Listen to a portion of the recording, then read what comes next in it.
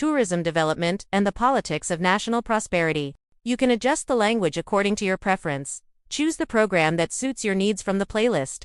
Customize the subtitle position on your laptop, and adjust the video speed with the slider to suit your needs and comfort. Let's grow together through your subscribe and like on this video.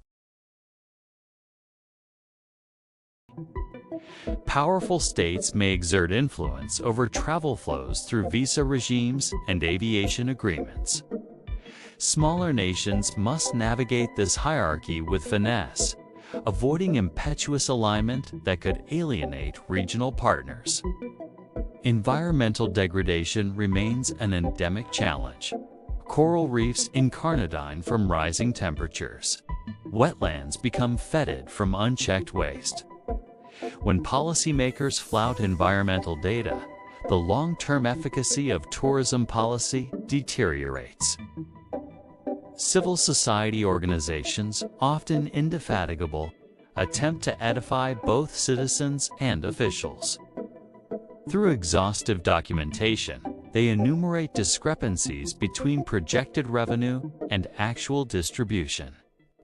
Their reports may be erudite and germane, yet governments sometimes dismiss them as esoteric or inconsequential.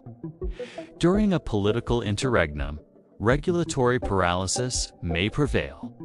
Investment stalls, projects languish.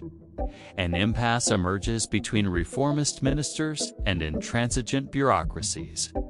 While some officials remain imperturbable, others grow irascible under mounting scrutiny. The interplay between economic aspiration and ethical governance becomes increasingly complex. Leaders must ascertain intrinsic cultural value beyond mere monetary metrics. Tourism is not solely a commodity. It is an expression of national ethos. Yet ideological dogma continues to distort debate.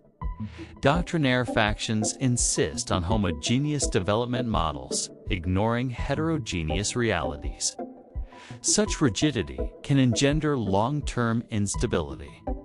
At times, reform initiatives appear inchoate incipient, but not yet consolidated.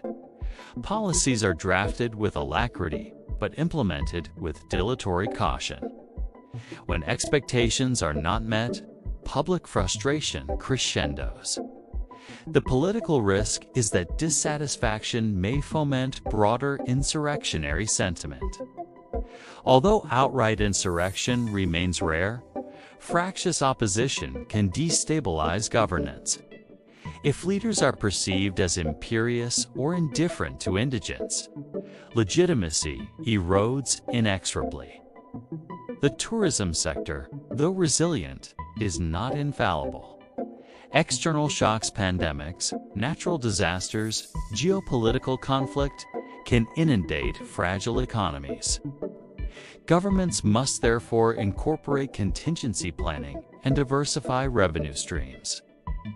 An equitable tourism economy must elevate not only GDP, but human development indicators. It should enhance educational opportunity, engender entrepreneurial dynamism, and incorporate sustainable environmental safeguards. Policy must be intelligible to citizens. When documents are convoluted or laden with arcane terminology, participation declines. An informed electorate is less likely to be duped by fallacious promises or facetious populism. Reform demands courage. Leaders must eschew graft, exonerate the unjustly accused, and expurgate corrupt practices. They must inculcate integrity within every echelon of administration. Ultimately, tourism regulation is not a static doctrine, but an evolving framework. It must adapt to diurnal fluctuations in demand and long-term climatic shifts. It must dovetail economic ambition with ethical constraint. Only through empirical vigilance, equitable governance, and transparent implementation can tourism avoid systemic implosion. The stakes are not merely fiscal, they are societal, cultural, and generational. Reform in tourism governance cannot remain abstract or merely figurative. It must be concrete, measurable, and grounded in empirical analysis. Policymakers must document baseline conditions, extrapolate realistic projections, and delineate achievable benchmarks. An equitable tourism framework should incorporate heterogeneous economic actors while preserving cultural integrity. When policies dovetail fiscal prudence with environmental safeguards, development becomes both fecund and resilient.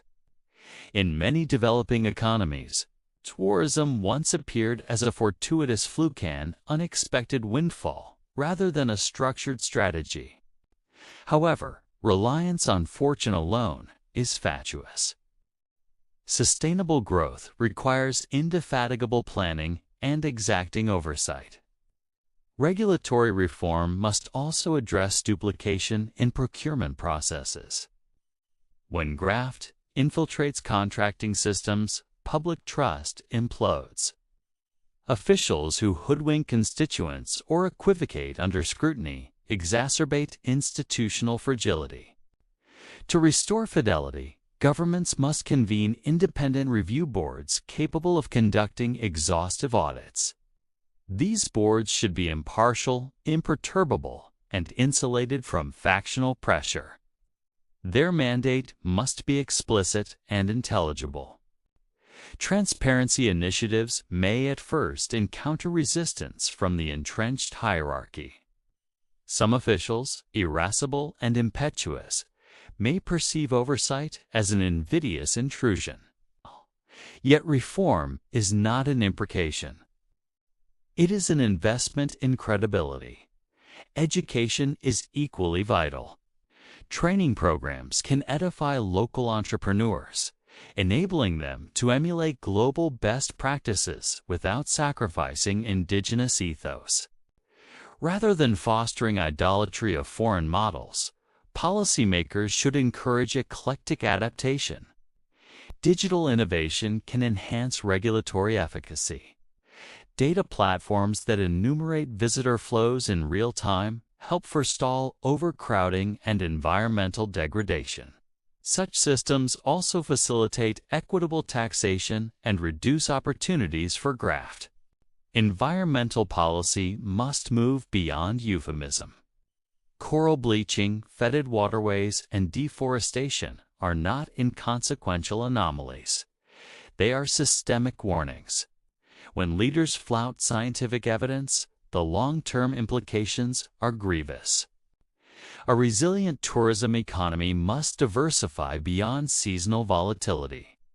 Diurnal patterns of demand can be supplemented by conference tourism, educational exchanges, and cultural festivals. By doing so, governments mitigate risk and husband resources prudently. Fiscal responsibility requires frugal allocation. Subsidies should be feasible and germane, not fanciful or politically expedient. Incentives must be structured to enhance productivity rather than engender dependency. International cooperation also plays a cardinal role. Aviation agreements, visa facilitation, and environmental accords must converge coherently. Nations that remain insular or intransigent risk marginalization. Yet cooperation should not devolve into hegemony. Smaller states must avoid becoming mere satellites within global travel hierarchies. Through strategic negotiation and regional alliances, they can fortify autonomy while engaging constructively. Crisis preparedness is indispensable. External shocks, pandemics, financial collapse, geopolitical conflict can inundate tourism-dependent economies. Governments must therefore create contingency funds and early warning systems.